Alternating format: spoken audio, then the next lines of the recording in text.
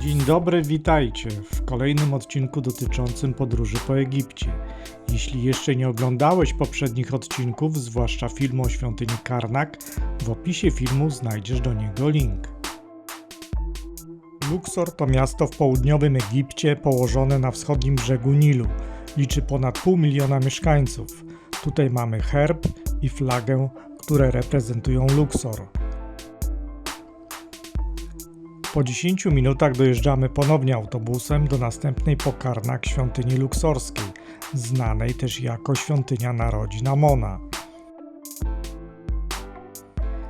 Zaopatrujemy się ponownie w bilety i możemy zacząć nasz spacer i nasze wspólne zwiedzanie. Zapraszam. Jeszcze na chwilę spójrzmy na kilka starych fotografii, aby zobaczyć, jak prezentowało się to miejsce na początku XX wieku.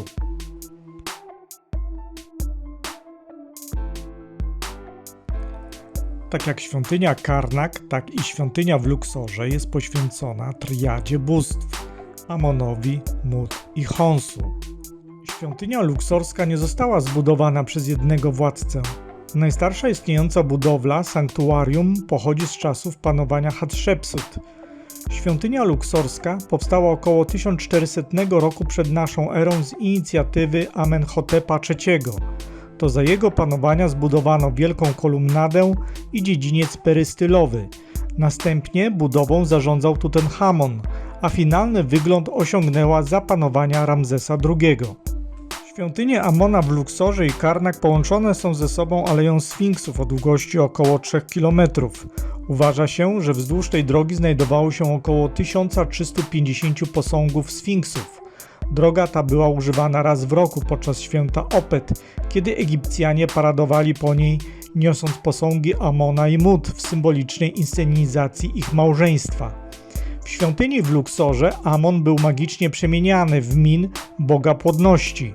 Święto Opet omówiłem w poprzednim odcinku dotyczącym świątyni Karnak. Link do tego filmu znajdziecie w opisie filmu. A tu mamy ponownie wizualizację świątyni z jej dekoracjami, jak mogła wyglądać za czasów swojej świetności. Wracamy z powrotem do naszych czasów i kontynuujemy zwiedzanie świątyni. Główne dwa wejściowe pylony to wieże o wysokości 24 metrów i szerokości 65 metrów. Przed pylonami stały kiedyś dwa 25-metrowej wysokości obeliski. Jeden z nich został wywieziony w 1833 roku do Paryża i ustawiony w 1836 roku na Placu Zgody, czyli Place de la Concorde. Stało tu również 6 posągów w pozycji siedzącej: Ramzesa, królowej Nefertari i ich córki Maritamon. Do naszych czasów przetrwały tylko 2 z nich. Pylony zdobione były reliefami o tematyce batalistycznej, sławiące zwycięstwo Ramzesa nad Chetytami w bitwie pod Kadesz.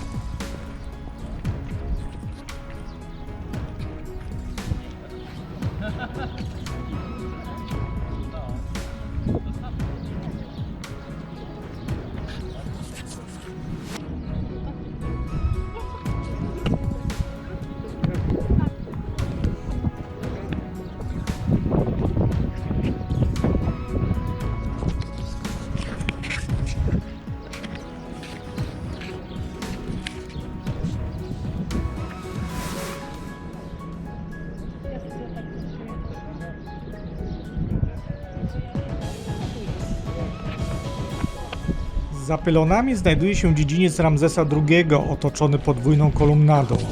Dziedziniec ma 57 metrów długości i 51 metrów szerokości. Pierwotnie stało tutaj 74 kolumny zakończone kapitelami pąków papirusa. Każda z kolumn ma prawie 13 metrów wysokości.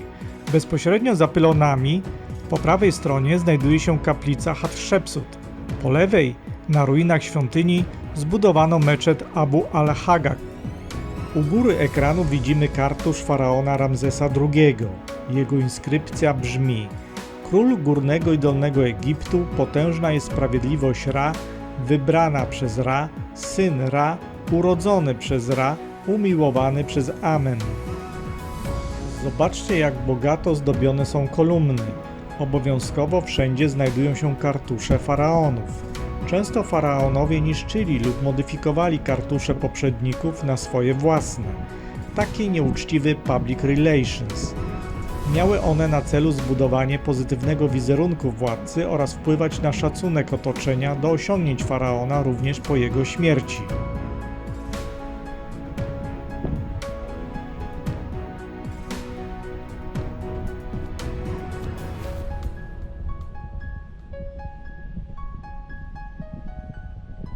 A teraz kilka słów na temat kartuszy. Służyły one do identyfikacji władcy. Kartusz to hieroglificzny symbol faraona. Jest owalny, pionowy, z poziomą linią na jednym końcu, wskazując, że tekst zawarty jest królewskim imieniem. Kartusz może być również poziomy, jeśli lepiej pasuje do nazwy, z pionową linią. Umieszczane były na papirusach, stellach, reliefach w świątyniach, malowidłach ściennych w grobowcach i w formie pieczęci. A teraz zagadka. Widzimy kolejno 4 kartusze, które znajdują się w różnych miejscach tego filmu. Napiszcie w komentarzach, gdzie się one znajdują. Można wskazać czas, w którym jest widoczny dany kartusz.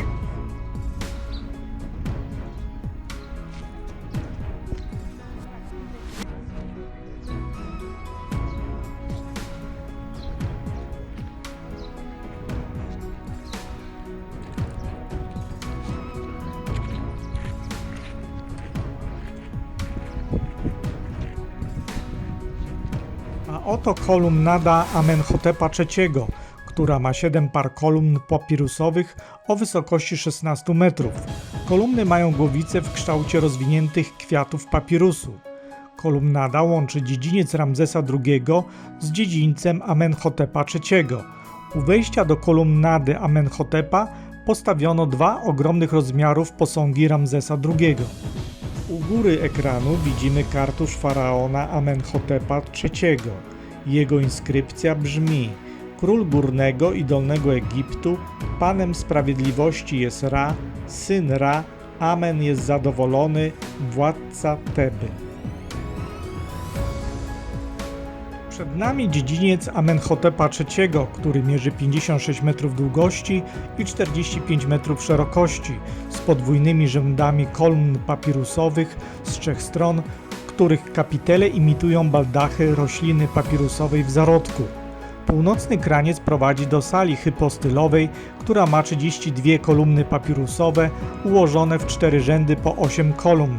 Z tyłu sali znajduje się najstarsza część świątyni, czyli sanktuarium poświęcone triadzie bóstw tebańskich, Amonowi, Honsu i Mut, komnata narodzin oraz kaplica Aleksandra Wielkiego.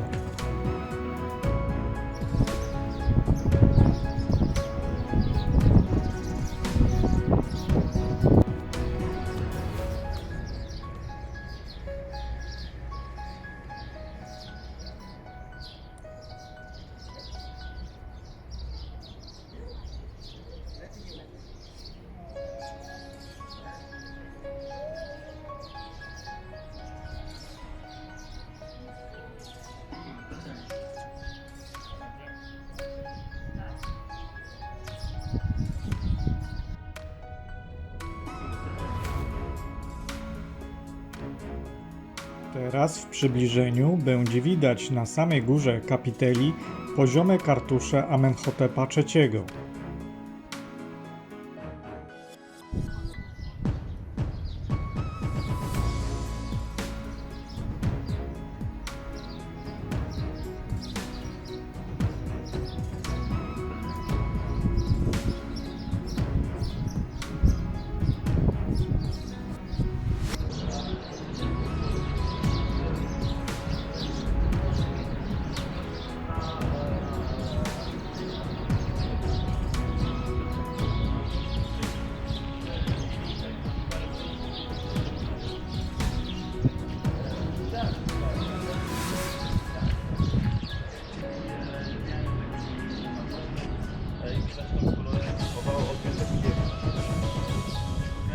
prezentacja, bo dalej jest sanktuarium, są pokazywane jak faraon składa ofiary dla bogów, na zewnątrz też jest muzeum, tam na samym końcu też jest jakaś historia, to opowiada.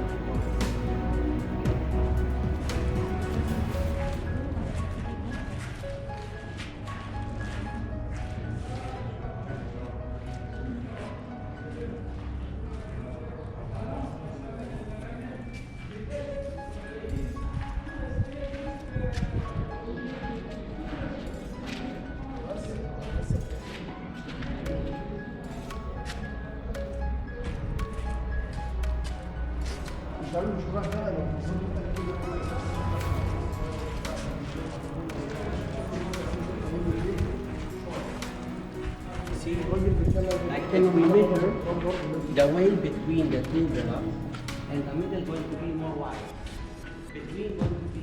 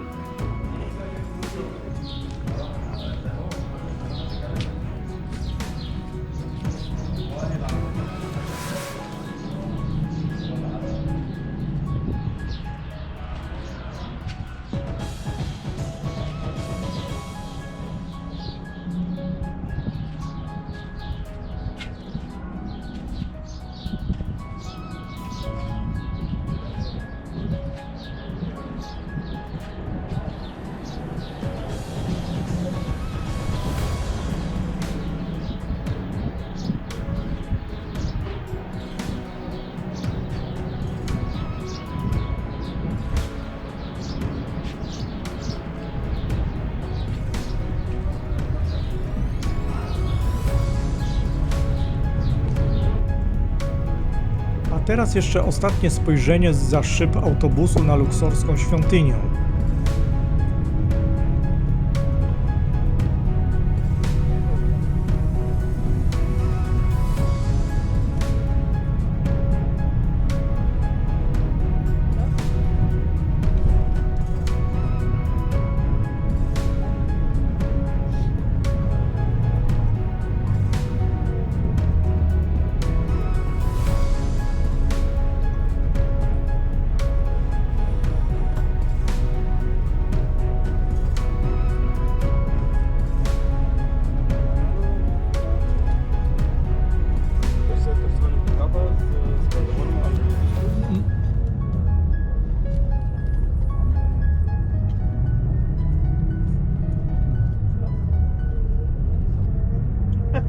A teraz przed nami Nil.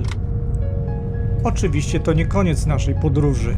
Jedziemy teraz zaokrętować się na 3 doby na statku, którym będziemy płynąć właśnie Nilem przez 3 dni i zwiedzać kolejne świątynie starożytnego Egiptu. Zachęcam do pozostawienia lajków oraz komentarzy i zapraszam wszystkich do subskrypcji kanału oraz kliknięcia na dzwoneczek, aby na bieżąco oglądać następne odcinki z tej serii.